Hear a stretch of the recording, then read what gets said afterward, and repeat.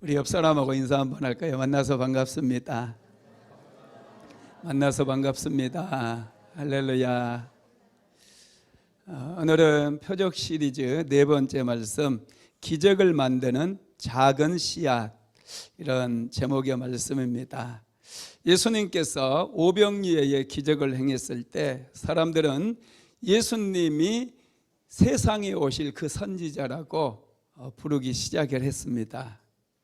오늘 우리가 읽은 본문에 오병이어의 기적이 나와 있는데 보리떡 5개와 물고기 2마리를 가지고 5,000명을 먹이시고 12강주리를 남기는 그런 기적입니다. 사람들이 믿을 수가 없기 때문에 이 기적은 허위가 아닐까 그렇게 생각하는 분들이 많이 있었습니다. 그런데 이 기적은 실제로 현실 속에서 이루어졌던 기적이고, 이 기적을 보았던 많은 사람들은 예수님이 바로 메시아이고 그리스도구나 이렇게 고백했다는 사실을 믿으시기를 바랍니다.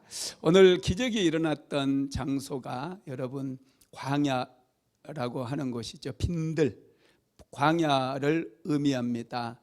마태복음에도 동일한 기적이 기록이 되어 있는데 그곳에는 장소에 대해서 자세히 말씀하고 있어요. 한번 같이 읽어봅시다. 마태복음 14장 13절로 16절입니다.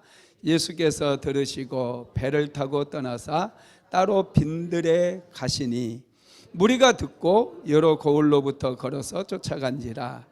예수께서 나오사 큰 무리를 보시고 불쌍히 여기사 그 중에 있는 병인을 고쳐주시니라. 저녁이 되매 제자들이 나와 가로되 이곳은 빈들이요 때도 이미 저물었으니 무리를 보내어 마을에 들어가 먹을 것을 사 먹게 하소서. 예수께서 가라사대 갈 것 없다. 너희가 먹을 것을 주어라. 아멘. 오병이어의 기적이 일어났던 장소는 빈들입니다. 광야라는 얘기예요. 수많은 무리들이 광야로 예수님을 찾아왔어요. 광야는 위험한 곳이잖아요. 맹수들도 있고 또 독을 가진 많은 곤충들이 있습니다. 정갈 같은. 광야는 물도 없어요. 아무것도 없는 그런 장소인데, 할렐루야, 빨리 휴대폰 끄세요.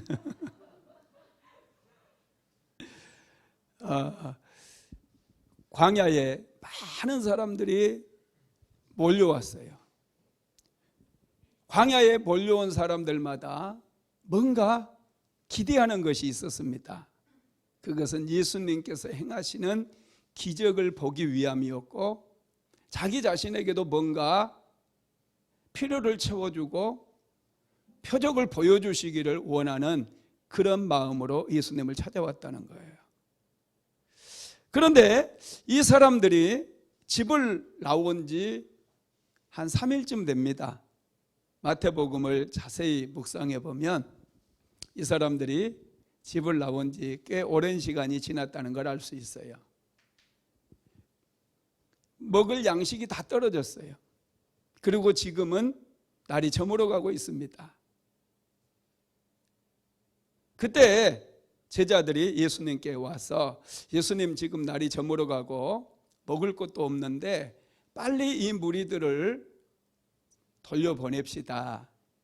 그렇게 얘기를 하죠. 그때 예수님께서 너희들이 먹을 것을 주어라 이렇게 말씀을 합니다. 그런데 특별히 요한복음에서는 빌립을 딱 지적을 해가지고 빌립에게 물어봅니다. 빌립아, 우리가 어디서 떡을 사서 이 사람을 먹일 수 있겠느냐 이렇게 질문을 해요. 왜냐하면 이 빌립이 베세다 출신이거든요. 지금 예수님을 찾아왔던 사람들이 모여있는 곳이 베세다예요. 베세다 광야입니다. 빌립은 베세다에서 태어났고 베세다에서 자랐기 때문에 이곳 사정을 누구보다도 잘 알고 있어요. 그래서 예수님께서 빌립을 콕 집어서 빌립아, 우리가 어디서 떡을 사서 이 사람을 먹게 하겠느냐 질문을 하신 거예요. 그때 빌립이 예수님께 곧바로 대답을 합니다. 한번 읽어봅시다. 요한복음 6장 7절입니다. 빌립이 대답하되 각 사람으로 조금씩 받게 할지라도 200데나리온의 떡이 부족하리이다. 빌립은 계산이 굉장히 빨라요. 머리가 굉장히 좋다는 거예요. 그리고 이 지역 출신이기 때문에 누구보다도 이 지역에 대해서 잘 알고 있습니다. 그런 빌립이 지금 모여있는 사람들을 보고 예수님 200데나리온의 떡을 산다 할지라도 사람들에게 조금밖에 줄 수가 없습니다.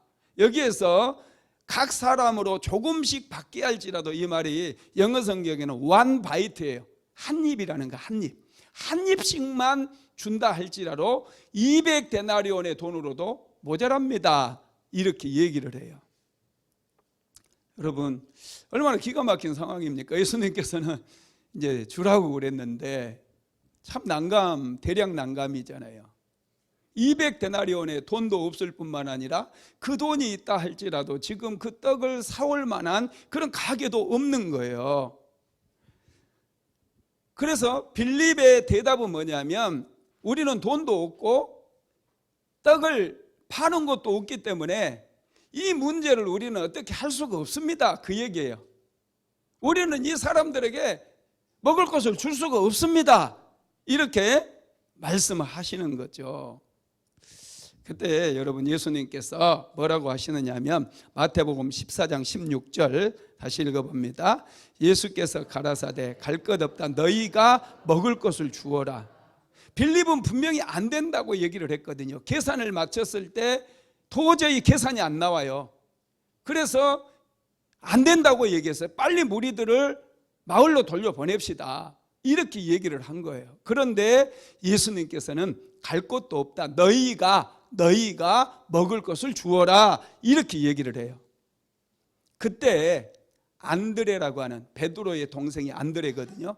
안드레가 나섭니다. 안드레는 군중 속을 헤치고 다니면서 먹을 것을 지금 수소문을 하고 있어요. 혹시 먹을 거 가지고 있는 거 없습니까? 혹시 양식이 될 만한 거 없습니까? 막 군중수를 헤치고 다니다가 드디어 한 소년을 발견한 거예요. 그 소년이 가지고 있었던 게 보리떡 5개와 물고기 2마리, 점심으로 먹으려고 싸왔던 도시락입니다. 이것을 가져와서 예수님께 올려드리는 거예요. 한번 읽어봅시다. 요한복음 6장 8절에서 9절입니다.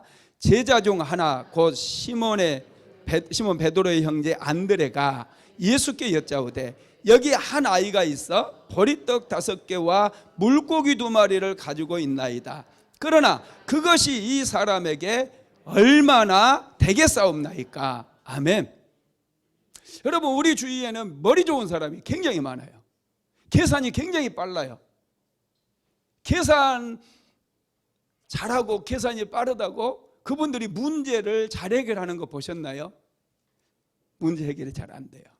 저도 계산이 굉장히 빠른 사람이에요. 그런데 항상 문제를 만났을 때 여러분, 계산으로 문제가 해결되는 것을 저는 본 적이 없습니다. 계산이 빠르다고 해서 문제가 해결되는 게 아니라는 거예요. 그렇다고 여러분 계산까지 하지 않고 가만히 있으면 안 돼요. 어떤 문제가 생겼을 때 우리는 분명히 계산을 해야 됩니다. 그리고 내 힘으로 할 수 없을 때 그것을 하나님 앞에 질문하고 하나님께 올려드리면 돼요. 제가 광명시에서 사모가 약국을 하고 이제 굉장히 힘든 그런 여정을 보냈다는 말씀을 많이 드렸어요. 안산에 이사를 왔습니다. 20년 전에 하나님께서 월세방 주셔가지고 1년쯤 지나니까 하나님께서 은혜를 주셔가지고 이렇게 또 축복도 많이 받았어요. 그런데 이제 당면한 문제들이 참 많이 있었거든요. 계속해서 월세방 살면 이제 나중에 목회자가 목회하기 많이 힘들지 않겠어요? 그래서 집이 한 채, 그것도 한 30평 아파트가 하나 있으면 좋겠다, 그런 생각을 하게 되었고요. 그 다음에 이제 교회를 개척을 해야 돼요.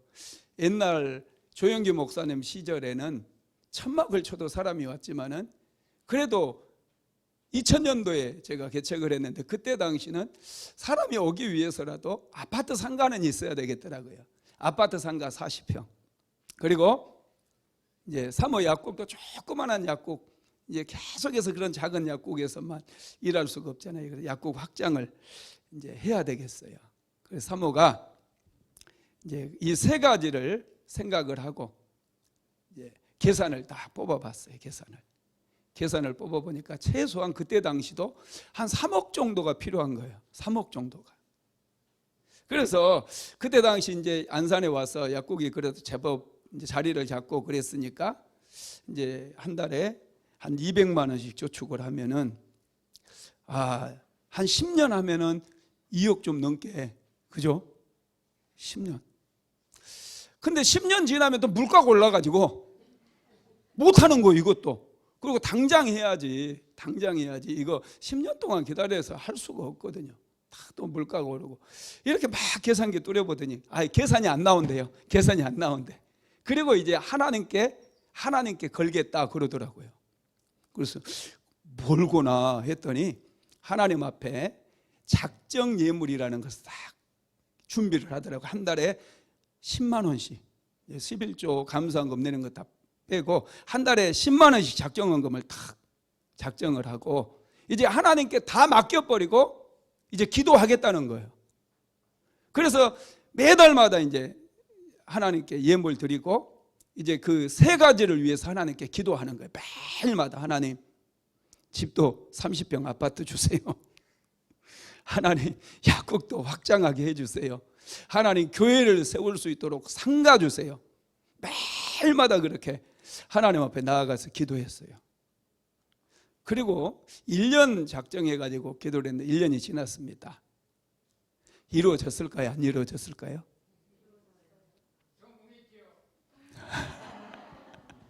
할렐루야. 정확하게 1년 좀 지나가지고요, 고잔 신도시에 그때 아파트 딱 분양을 했는데 아파트 35평짜리 하나님께 주셨고요. 또 아파트 상가, 선부동의 아파트 상가 48평짜리 계약을 해가지고 그곳에서 교회 개척을 시작했고요. 의약분업이 되면서 약국도 작은 약국에서 중심가로, 선부동 중심가 국민은행이 있는데 임대료도 엄청 비싼 데거든요. 그쪽에 1억 정도 들여가지고 딱 갔어요. 안 믿어지죠? 저도 말씀드리면서 안 믿어져요. 이런 일이 어떻게 일어납니까? 말도 안 되는 일이에요. 어떻게 10만 원 모아도 모자랄 판에, 그죠? 모아서 또 저축하고 뭐 복리 또 복리 뭐 이렇게 한다고 해도 이건 도저히 불가능하거든요. 그런데 그게 씨앗이었어요. 씨앗이 심겨지니까 싹이 나게 되고 열매가 맺혀지는 기적 같은 일이 실제로 일어났습니다. 그래서 여러분 교회도 계속해서 은혜 주셔가지고 지금 오늘 이곳까지 오게 된 것인 줄 믿으시기 바랍니다.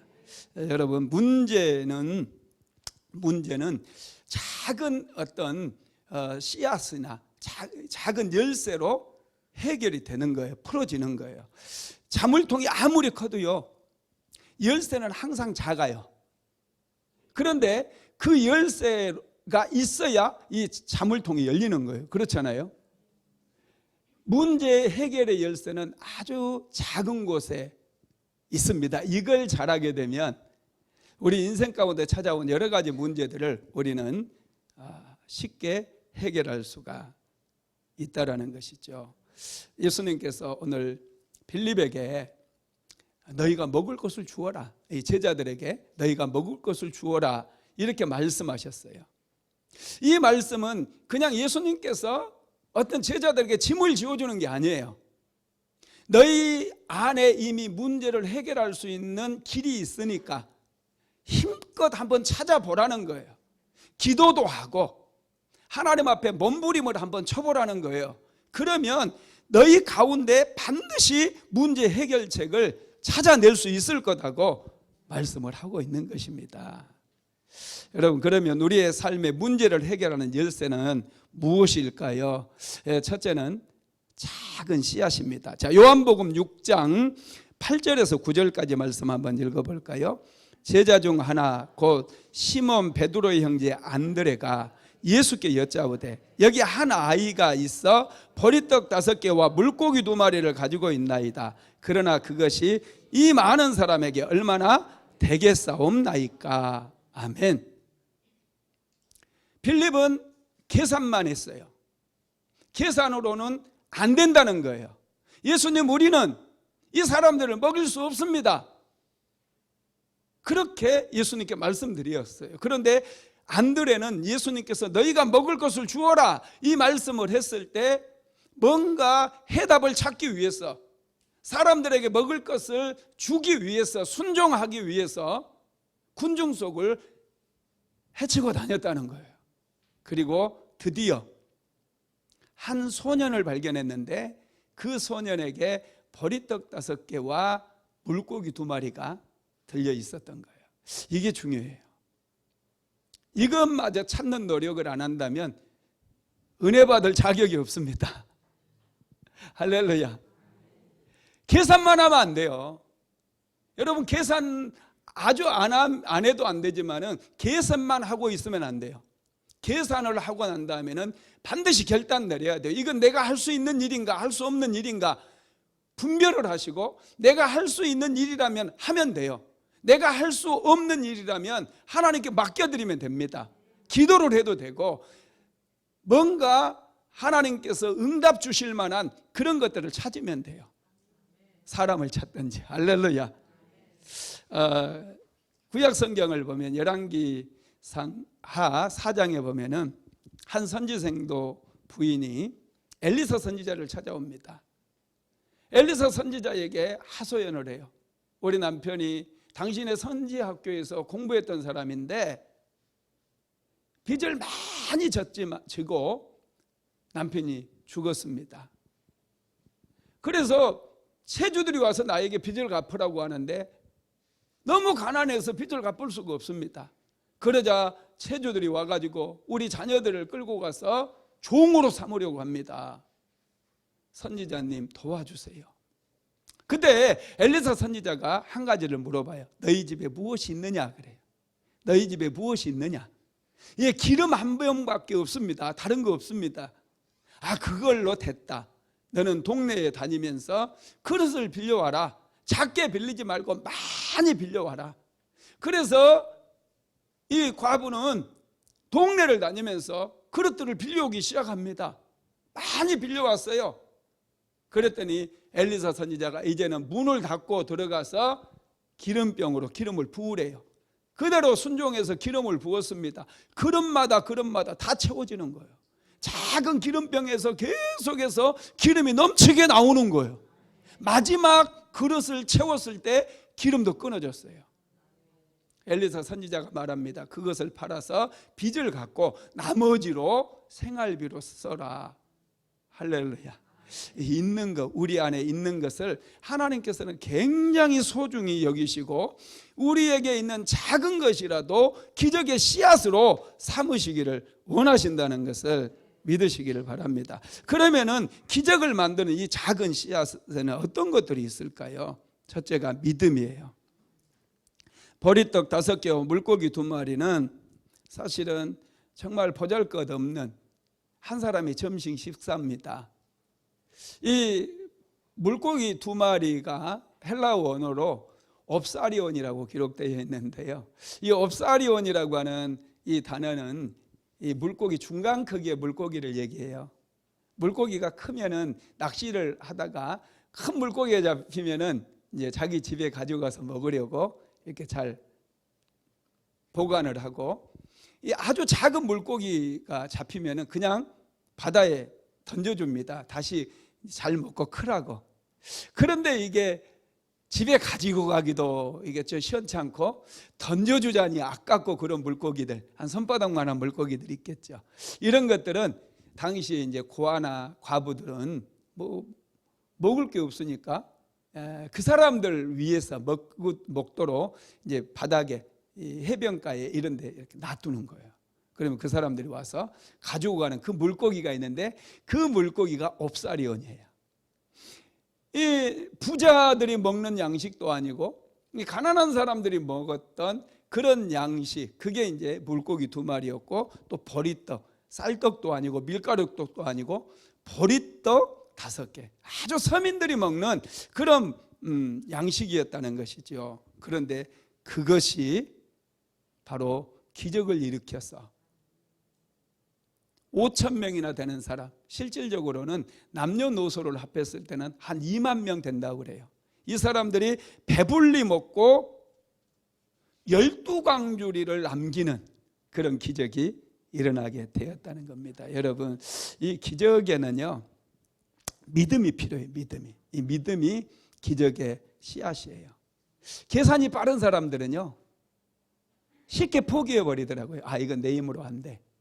하나님도 어쩔 수 없어.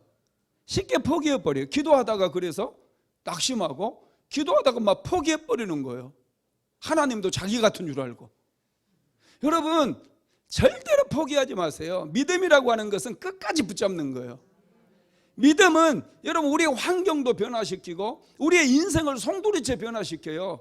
가난한 사람을 부욕해 만들고 질병으로 고통당하는 사람들을 건강하게 만드는 그런 능력이 있다라는 거예요. 그래서 여러분 기도할 때 끈질기게 집중해서 기도하시기 바랍니다. 그러면 기도하다 보면요 믿음이 오는 때가 있어요. 다 믿음이에요. 저는 이런 것들을 참 많이 경험을 합니다. 처음에는 애들을 위해서 기도할 때도요 좀 기도를 시작해요. 그런데 간절해지는 어떤 지점이 딱 있더라고요. 간절해지는 지점이 있는데 그 지점이 딱 넘어서면 문제가 해결되더라고요. 이번에 우리 교회가 이제 주일날 또 멀리서 오시는 분들이, 차를 끌고 오시는 분들이 참 많잖아요. 그래서 주차장이 부족하니까 하나님께 기도했어요. 하나님, 우리에게 주차장도 주십시오. 주차장이 필요합니다. 하나님 주차장 주세요. 막 기도를 했어요. 그냥 이제 처음에는 억지로 기도를 했습니다. 하나님께 때를 부리면서 하나님 주차장 주세요. 그리고 이제 이 동네를 쭉 한번 둘러봤어요. 그랬더니 이 옆쪽에 아주 낡은 집이 하나 있잖아요. 저거 그냥 확 부시고 주차장하면 참 좋겠다 이 생각이 들어와요. 그래가지고 부동산 찾아가가지고 저 집 주인 좀 만나서 저거 나한테 팔라고 그래라. 저거 좀 그래도 비싼데요. 얼만데? 평당 한 1,200 달라고 그러던데요. 그거 줄 테니까 빨리 좀 연결해라. 그랬더니 부동산에서 만나고 나서 목사님 안 판대요. 안 판다는 거예요. 그래도 기도를 했어요. 하나님 주차장이 필요한데 하나님 은혜를 주세요. 그랬더니 하나님께서 예비해 놓은 것 같은 그런 느낌이 딱 오는 거예요. 기도하는데. 그래서 다시 이제 또 물어보고 다른 부동산에도 전화해보고 막 여러 군데 전화했어요. 그랬더니 한 분한테 저쪽에 우리 교회에서 좀 떨어진 곳이 있어요. 조금 떨어졌어요. 일직선이라 우리가 다니기는 좋아요. 그 건물이 나와 있다는 거예요. 그래서 그거 얼마입니까? 그랬더니 13억이 돼요. 땅은 몇 평입니까? 땅 90평이 돼요. 13억이요? 그러면서 내가 하나님께 기도를 했어요. 하나님 저거 얼마면 살까요? 이제 막 기도를 했어요. 그리고 나서 이제 답이 오기 전이었는데 하나님께서 얼마라고 말씀하셔야 하는데 내가 그분에게 이제 전화를 해가지고 12억에 합시다 그랬어요. 12억에 삽시다. 그랬더니 그분이 안 된다는 거예요. 그러면서 며칠 생각할 기회를 달래요. 알았다. 얼마든지 기다릴 수 있다 나는. 한참 이제 기다렸다가 그분이 그러더라고요. 이제 며칠 뒤에 전화가 와서 8천만 원 깎아주겠대요. 자기 큰 맘 먹고 8천만 원 깎아주니까 빨리 계약하지. 그래서 그러면 많이 깎은 거잖아요. 그죠? 진짜 왜 반응이 이래? 많이 깎은 거예요? 적게 깎은 거예요?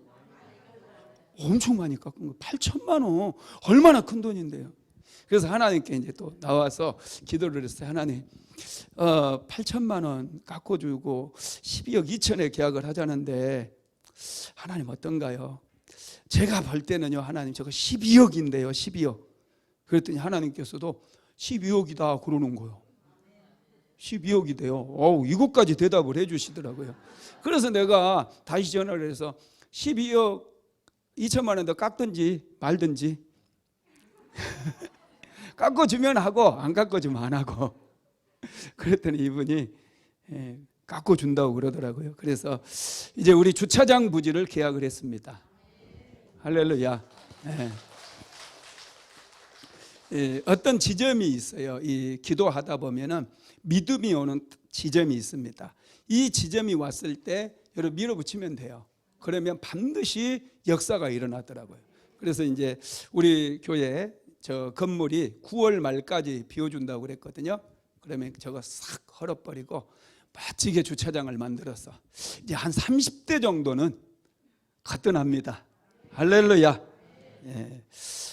이 믿음이 여러분 정말로 중요해요. 그래서 어떤 일이 있어도 우리가 믿음을 붙잡으면 역사가 일어나고, 두 번째가 순종입니다. 성경에 나온 모든 기적은 순종의 결과로 이루어지는 거예요. 오늘 본문 한번 읽어봅시다. 요한복음 6장 10절입니다. 예수께서 이르시되 이 사람들로 함께하라 하시니 그곳에 잔디가 많은지라 사람들이 앉으니 수가 5,000명쯤 되더라. 아멘. 예수님께서 보리떡 5개와 물고기 2마리를 안드레로부터 건너받았어요. 그리고 나서 예수님이 제자들에게 지시를 내립니다. 이 사람들로 하여금 50명씩 혹은 100명씩 무리를 지어서 앉게 하라는 거예요. 이 말에 모든 군중들이 다 순종을 해요. 제자들도 순종하고 군중들도 순종을 합니다.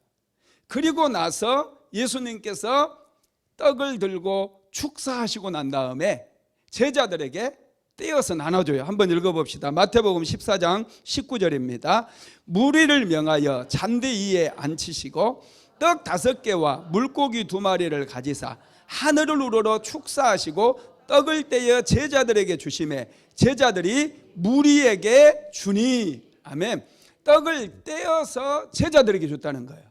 여러분 기적이 언제 일어나는 줄 아세요? 예수님께서 떡 5덩어리니까 한 덩어리씩 이렇게 주실 수 있잖아요. 그런데 그게 아니에요. 떡을 떼어서 제자들에게 준 거예요. 그리고 그 제자들은 또 떡을 떼어가지고 옆에 있는 사람에게 주고 옆에 있는 사람은 그 떡을 떼어서 또 옆에 있는 사람에게 준 거예요. 그러면 2명, 3명만 지나면은 떡이 이만큼해지잖아요. 그죠? 그런데 그런 게 아니에요. 떡을 떼어서 딱 나눠줬는데 한 덩이가 그대로 있는 거예요. 하나님의 역사는 이렇게 일어나더라고요. 떡 한 덩어리를 떼어서 절반으로 쪼개서 나눠줬는데 한 덩어리가 그대로 있어요. 그래서 계속해서 사람들이 신나가지고 막 이게 무슨 일이 하면서 신나게 떼어주는 거예요. 그래서 모두가 배불리 먹고 12강줄 12바구니를 거두는 이런 기적이 일어나게 되었다는 것입니다. 여러분 이 순종이요 정말로 중요해요. 순종이. 제가 읽은 책 중에 스미스 위글 스위치라고 하는 목사님이 쓴 책을 봤는데 이분은 그 18세기에 아주 부흥운동이 일어날 때 크게 기여했던 그런 목사님이셔요. 이분이 죽었던 사람을 40명을 살리더라고요. 완전히 숨이 끊어진 사람을 나사로야 나오라 막 이것처럼. 정말 믿음이 좋으신 분인데 이분이 한 번은 영국 국교회에 속한 목사님 집에 가게 되어서 신방 겸해서 가게 되었습니다. 그리고 그 목사님하고 이렇게 교제를 나누고 환담을 나누고 있는데 이 목사님의 발을 보니까 발이 의족이에요. 2 다리가 이렇게 잘려가지고 의족을 하고 있는 거예요. 의족을. 그 모습을 이렇게 천천히 쳐다보더니 이 이글 스위스 목사님이 영국 국교회에 속한 그 목사님에게 목사님 내일 구두방에 가셔가지고 구두 한 켤레 맞춰 신으세요 그런 거예요. 여러분 의족에 무슨 구두입니까? 그렇잖아요. 그래서 아니 이 사람이 나를 놀리나 그런 마음이 들었대요. 그래도 이제 저녁 기도 시간에 따로 이제 가서 자기 방에 들어가서 하나님께 한번 질문을 해봤대요. 하나님, 저 6.1 스위스 목사님이 나를 놀리지는 않았을 텐데 저분이 저에게 구두방에 가서 구두를 한 걸레 사서 신으라는데 어떻게 해야 될까요? 이렇게 질문을 했더니 하나님께서 갑자기 그러더래요. 나의 종이 하라는 대로 해라 그러더래요. 나의 종이 하라는 대로 해라. 그 말을 듣는 순간 막 이분 가슴이 막 두근두근 뛰면서 흥분이 되더래요. 그리고 아침 일찍 일어나가지고 문 열기 가게 문 9시에 연다 그러면 7시부터 가가지고 그 가게 문 앞에서 기다리는 거예요. 그리고 점원이 문을 열자마자 들어가가지고 나에게 신발을 하나 주시오, 맞춰주시오, 이 발 사이즈에 맞게. 그러니까 보고 깜짝 놀라면 아니 목사님 장난도 아니시고 이 발이 무슨 신입니까? 막 그러는. 그러니까 목사님께서 정확하게 지시를 해줘요. 이 신발은 8인치로 하고 색깔은 까만색 구두로 하나 준비해 주시오. 그러니까 그분이 어쩔 수 없이 이제 들어가가지고 구두를 탁 준비를 해가지고 가져다 주고 발에다 딱 끼웠어요. 발에 끼우는 순간 의족이 실제 사람 다리로 바뀌어버렸어요. 똑같이 오른쪽에 끼니까 오른쪽도 그렇고 왼쪽도 그렇고 완전한 사람의 발로 바뀌어버렸어요. 이런 기적이 일어났다는 거예요. 여러분 이게 정말 놀랍지 않습니까? 이게 무슨 뚱딴지 같은 얘기냐, 자다가 봉창 두드리는 소리 아니냐. 여러분 실제로 일어났던 사건이에요. 실제로. 정말 여러분 순종하니까 그대로 이런 역사들이 일어나더라는 거. 순종은 여러분 기적의 씨앗이에요. 축복의 씨앗이에요. 그래서 말씀이 내 마음에 부딪힐 때 순종하시기 바랍니다. 순종처럼 기적을 많이 끌어오는 게 없어요. 성경의 모든 역사는, 모든 기적은 순종했을 때 일어났던 기적이라는 거예요. 세 번째 씨앗은 헌신입니다.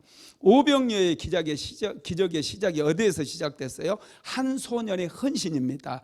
요한복음 6장 8절로 9절 말씀 같이 볼까요? 제자 중 하나 곧 시몬 베드로의 형제 안드레가 예수께 여짜오되 여기 한 아이가 있어 보리떡 5개와 물고기 2마리를 가지고 있나이다. 그러나 그것이 이 많은 사람에게 얼마나 되겠사옵나이까. 아멘.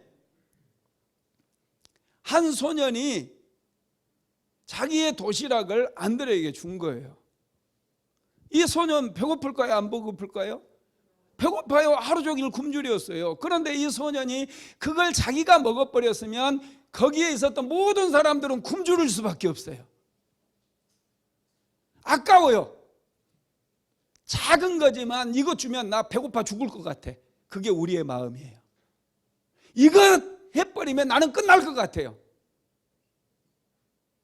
별것도 아닌데 한 끼 굶는다고 죽지 않는데 우리가 항상 그래서 기적을 경험하지 못하는 거예요.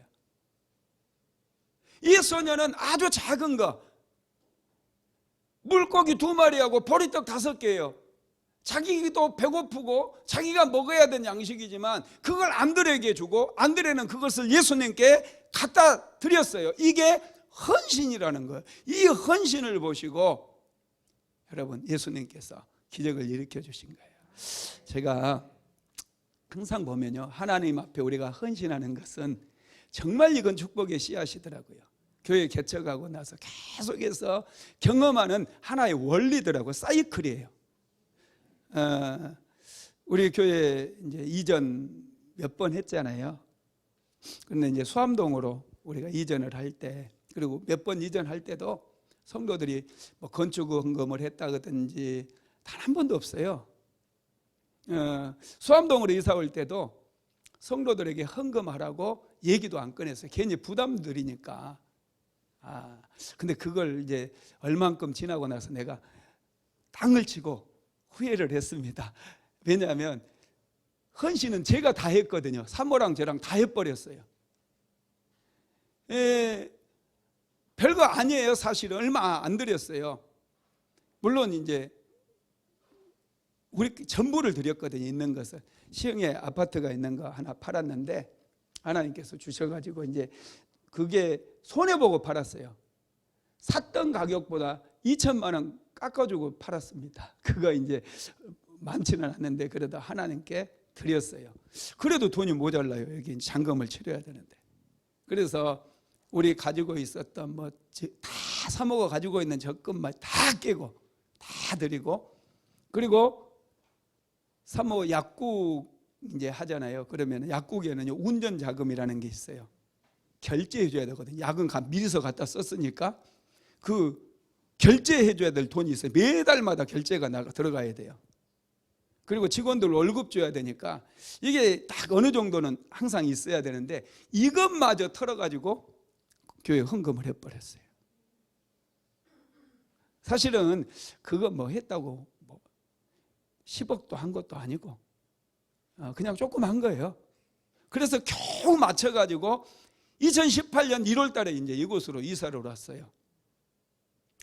하나님께서 그걸 굉장히 귀하게 보신 것 같아요. 너무너무 귀하게 보신 것 같더라고요. 그래서 그 작은, 우리가 들은 것은 정말 작은 헌신이었는데 1년 만에 하나님께서 우리 엘리지움 아파트 75평짜리 하나님께 주셔가지고 집 이사하게 하셔서 이용자 한 푼도 안 받았어요. 놀랍지 않습니까? 근데 그게 끝이 아니에요. 하나님께서 계속해서 축복을 주시니까 이제 지금 뭐라고 약국 직원들이 20명으로 늘어났고요. 안산시에서 소득세 1위로 많이 내고요. 대한민국에서 제일 잘 되는 약국이 되게 만들었어요. 두 번째가 아니고 1위예요, 1위. 할렐루야. 그걸로 끝이 아니에요. 이제 화요일 날 우리 진정주 사모가 중앙대학교에서 약학 박사학위를 받아요. 명예약사 박사. 하나님께서 이렇게 높여주시더라고요. 우리가 드린 것은 정말 보잘것없는 거, 사실 전부를 드렸다고 해도 하나님 보실 때 그게 얼마나 큰 겁니까? 우리는 다 드린 것 같았지만 별거 아니에요. 그런데 객관적으로 따져보고 봐도 별거 아닌데 하나님께서 그걸 그렇게 귀하게 보시고 2018년도 1월 달에 이사 오고 탈탈 털었는데 지금 하나님께서 다 교회 융자도 다 갖게 만드시고 집 융자도 다 갖게 만드시고 주차장까지 사모가 건축원금 한 거예요. 할렐루야. 얼마나 놀라워요. 로데마우스, 샬롬하우스, 성교관 하나님께 다 주셨잖아요. 참 이게 정말 보잘것없고 작은 거 하나님 앞에 심었는데 그걸 하나님께서는 그렇게 귀하게 보시고 이렇게 놀랍게 축복해 주시더라는 거예요. 우리는 똑같아요. 우리는 변화된 거 하나도 없어요. 가지고 있었던 거 다 그것뿐이에요. 그런데 하나님께서 축복해 주시니까 그 누구도 막을 자가 없더라는 거예요. 이 작은 헌신. 그래서 교회 하나님 앞에 하는 헌신은 여러분 절대 아까워하지 마세요. 내가 그래서 땅을 쳤다고 그랬잖아요. 우리 이럴 줄 알았으면 우리 성도들 축복받게 했어야 되는데 내가 왜 성도들에게 이 교회 이사 올 때 헌금하지 하라고 얘기를 안 했던가. 막 가슴을 쳤다니까요. 다 우리 성도들 축복을 좀 받아야 될 사람들인데 할렐루야. 나는 너무 생각해서 그게 문제야. 그리고 이번에 또 우리 사모 기도학교 책이 나왔습니다. 내가 기도학교 책이 나와서 아는 목사님에게 그걸 이제 하나 구입하라고 링크를 좀 걸어줬어요. 그랬더니 그 목사님은 책을 14권을 썼던 분이거든요. 그리고 많은 사람, 지금 자기가 90명 책 쓰게 이렇게 코칭을 해줬대요. 아주 유명한 분입니다. 근데 그분이 그러더라고요. 아니 사모님 이번에 두란노선에서 책 출판했던데요. 그래. 맞아요. 그때 그 출판사에는 아무나 책 안 내주는데 그러더라고요. 맞습니다. 그런데 이 유튜브에서 진약사 그 기도학교가 히트를 치니까 사람들이 막 지지하고 그러니까 편집장님이 그 기도학교를 듣고 우리 약국에 전화를 해서 자기들이 다 해준다고 해줬다 그랬더니 두란노나 규장 같은 데는요 절대로 이 자기들이 직접 편집장을 보내서 사람 만나주는 게 어떻게 해서든지 사람들을 오게 한대요. 근데 우리 약국의 그 출판사 편집장하고 직원이 찾아왔잖아요. 그리고 그 사람들이 녹취록을 해가지고 다 받아 쓰고 해가지고 자료를 보내주고 그러면 사모가 편집해가지고 또 보내고 이렇게 해가지고 책이 완성이 됐어요. 놀랍지 않습니까? 그 책 한 권씩 가정마다 한 권씩 나눠드릴 테니까 오늘 가면서 꼭 가져가시고 전에 받으신 분들은 받지 마시고 한 권씩 꼭 받으셔서 읽고 여러분 도전 받으십시오. 그리고 좋으면 여러분 돈으로 또 한 권씩 사가지고 전도용으로 사용하시기를 바랍니다. 하나님께서는 이렇게 우리의 작은 헌신을 그렇게 기뻐하십니다. 네 번째 기적의 씨앗은 감사입니다. 이 기적의 비결은 감사에 있어요. 요한복음 6장 11절 말씀 같이 읽어봅니다. 예수께서 떡을 가지사 축사하신 후에 앉아있는 자들에게 나눠주시고 물고기도 그들에게 그들의 원대로 주시니라. 아멘. 여기서 안드레에게 떡을 받아가지고 예수님께서 축복하시고 하나님께 감사하셨대요. 이게 축사예요. 하나님께 축복하고 이 떡을 축복하고 하나님께 감사했어요. 그럴 때 기적이 일어났다라는 거예요. 여러분, 우리는 어려운 문제를 만나면은 원망부터 해요. 왜 하나님께서는 나만 갖고 그러시냐고, 왜 내 삶에 이렇게 어려움을 주시냐고, 왜 저 인간은 왜 저 모양이냐고 막 그러면서 원망하고 불평할 때가 굉장히 많다는 거예요.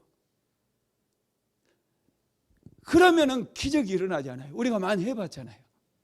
불평도 해보고 남의 탓도 해보고 원망도 해봤잖아요. 그런데 그 원망하는 현장에 기적이 일어나는 거 보셨어요? 내가 막 하나님 왜 이런 인간을 만나게 해가지고 나를 이렇게 힘들게 하십니까? 그랬더니 그러면 금도끼를 원하느냐 은도끼를 이러면서 하나님께서 짱 더 좋은 남자 뭐 이런 남자 딱 나오기 이 남자가 네 남자냐 막 그러면서 그렇게 하신 여러분 간증 들어보셨어요? 하나님께서 만약에 우리가 원망하고 불평했을 때 그냥 멋진 남자 딱 이렇게 차인표 같은 남자 아니면 박 목사 같은 남편 딱 이 남자가 마음에 드니 뭐 이렇다고 한다면 맞아요 이 남자입니다 막. 여러분 원망하고 불평한다고 절대 그런 일이 일어나지 않는다는 거예요. 주어진 환경 속에 오히려 하나님께 내가 힘들고 고통스럽지만은 그 상황 속에서 하나님께 감사하게 되면 신기하게 눈이 열려요.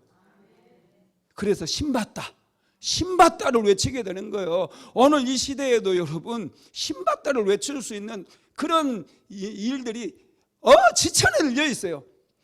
여러 군데서 우리는 축복을 받을 수 있는 그런 샘물들을 발견할 수 있다는 거예요. 축복의 샘을 발견할 수 있어요. 눈이 열려야 돼요. 눈이 닫혀져 있다 보니까 원망하고 불평하다 보니까 눈이 닫혀져 가지고 보이지 않는 거예요. 그런데 감사하는 순간 문제 해결에 눈이 열리기 시작하는 거예요. 기적의 씨앗을 발견할 수 있는 눈이 열리기 시작해 가지고 우리 성도들이 여기저기서 목사님 저도 신받습니다. 할렐루야. 이런 간증들이 있게 되기를 주님의 이름으로 축복합니다. 감사하는 게 얼마나 중요한지 몰라요. 감사가. 두 번째, 문제를 해결하는 두 번째 열쇠는 씨앗을 예수님의 손에 올려드리는 것입니다. 요한복음 6장 10절로 13절입니다. 예수께서 가라사대 이 사람들로 앉게 하라 하신대 그곳에 잔디가 많은지라 사람들이 앉으니 수요가 5초쯤 되더라. 예수께서 떡을 가져 축사하신 후에 앉은 자들에게 나눠주시고 고기도 그렇게 저희 원대로 주시다. 저희가 배부른 후에 예수께서 제자들에게 이르시되 남은 조각을 거두고 버리는 것이 없게 하라 하시므로 이에 거두니 보리떡 5개로 먹고 남은 조각이 12바구니에 찼더라. 아멘. 이 작은 것 보리떡 5개 물고기 2마리 이것을 예수님의 손에 올려드렸어요. 그때 예수님께서는 하나님께 그 작은 것을 올려드리고 축복을 하고 하나님께 감사를 했어요. 그럴 때 기적이 일어나 버린 거예요. 역사가 일어났습니다. 세 번째로 문제 해결의 열쇠는 나눔입니다. 굉장히 중요해요. 마태복음 14장 19절 하반절만 읽어봅시다. 하늘을 우러러 축사하시고 떡을 떼어 제자들에게 주시매 제자들이 무리에게 주니. 아멘. 문제 해결의 열쇠는 나누는 데 있습니다. 움켜진다고 잘 사는 게 아니에요. 하나님의 축복은 항상 나를 통과하게 해야 돼요. 이게 여러분 축복의 비결이고 기적의 원리예요. 우리는 자꾸 쌓아놓으려고 그래요. 여러분 쌓고 또 쌓으면 어떻게 됩니까? 썩어버려요. 동록이 먹어버려요. 그래서 우리 그리스도인들은 자꾸 흘러가게 만들어야 돼요. 그러면 여러분 더 많은 것이 나를 통해서 흘러가게 됩니다. 이게 여러분 축복의 원리라는 거예요. 그래서 자꾸 여러분 나눠주시기 바랍니다. 저는 주는 것을 엄청 좋아해요. 우리 사모도 주는 것을 참 좋아합니다. 그래서 이번에 책 나온 것도 그냥 공짜로 드리는 거예요. 이거 여러분 우리가 그냥 출판사에서 받아서 주는 게 아니에요. 출판사에서 샀어요. 내가 우리 사모가 돈 주고 산 거예요. 저자이기 때문에 조금 싸기는 한데 한 권당 10,000원이 넘게 주고 샀어요. 무슨 말인지 알겠죠? 이거 산 거예요. 저자에게 주는 것은 딱 20권 줘요. 20권. 그런데 이걸 500권을 구입을 했어요. 왜요? 나눠드리려고. 뭔가 좀 우리가 좀 받았을 때 감동이 오지 않습니까? 이 나눔이라고 하는 게 굉장히 중요해요. 우리는 인색하게 산다고 잘 사는 게 아니에요. 여러분 마음도 나눠야 돼요. 교회 오면은 혼자만 그냥 신앙생활 하려고 하지 마세요.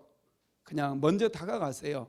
그리고 서로 얘기도 하고 또 2층에 요즘은 식사 가능하잖아요. 식당에 같이 가셔서 식사를 나누면서 어떻게 지냈는지 기도 제목도 좀 나누고 서로 기도해주고 안부도 나누고 할렐루야. 이런 나눔이 아주 중요해요. 이런 나눔 속에 하나님의 은혜가 부어지고 하나님의 축복의 원리가 숨겨져 있어요. 제자들에게 예수님께서 먼저 떡을 떼서 나누어 주었어요. 제자들은 그 떡을 가지고 가서 옆 사람과 나누었어요. 또 옆에 있는 사람, 그 옆에 있는 사람과 나누었어요. 나누니까 계속해서 이 떡이 불어나는 거예요. 나누니까 막 역사가 일어나요. 보리떡 5개와 물고기 2마리가 보리떡 5,000개와 할렐루야 물고기 5,000마리로 바뀌는 거예요. 왜요? 나누니까 이런 역사가 일어난 거예요. 인색하지 마세요. 우리 그리스도인들은 인색하게 살면 굉장히 추해요. 예수님을 욕먹이는 거예요. 좀 마음이 넉넉하고 부요해져야 돼요. 좀 베풀면서 멋지게 인생을 사시기를 바랍니다. 너무 아끼려고 하다 보면 막 좁아져요. 마음이 너무 좁아가지고 쫀쫀하게 살면 안 된다는 거예요. 좀 통 크게 살아야 돼요.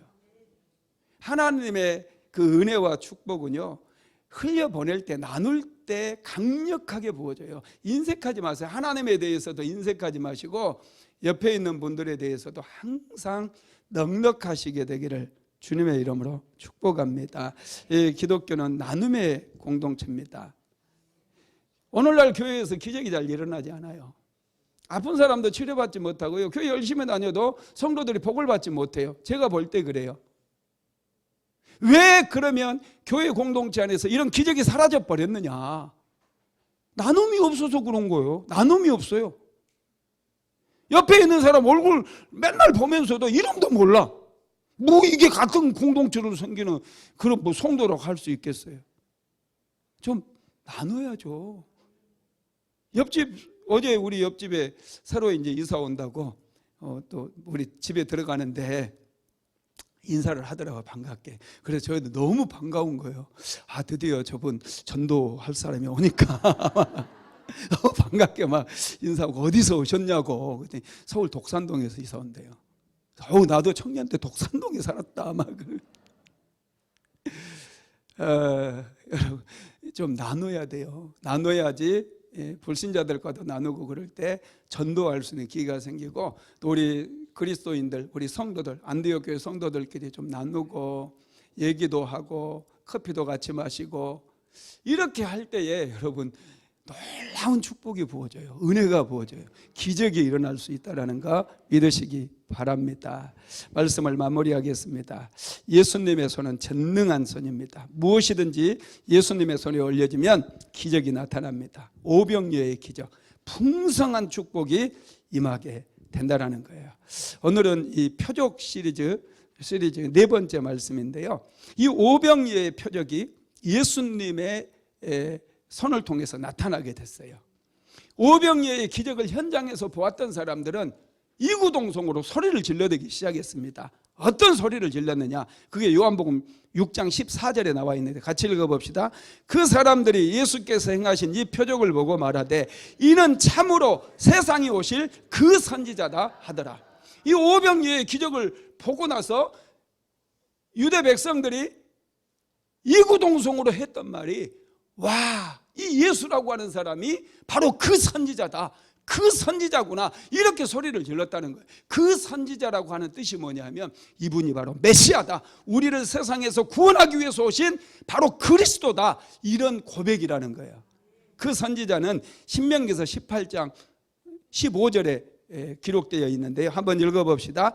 내 하나님 여호와께서 너희 가운데 내 형제 중에서 너를 위하여 나와 같은 선지자 하나를 일으키리니 너희는 그의 말을 들을지어다. 이 모세가 이스라엘 백성들에게 이제 장차 하나님께서 나와 같은 한 선지자를 보내주실 것이다, 그 선지자의 말을 들어라 그랬거든요. 그걸 신명기서에 예언을 해놨어요. 그 선지자를 지금까지 이스라엘 백성들은 수백 년 동안 기다렸어요. 오병이어의 기적이 일어났을 때 그 사람들은 모세의 말을 떠올리기 시작했고, 그 조상들에게 들었던 바로 그 선지자가 바로 이분이구나, 할렐루야.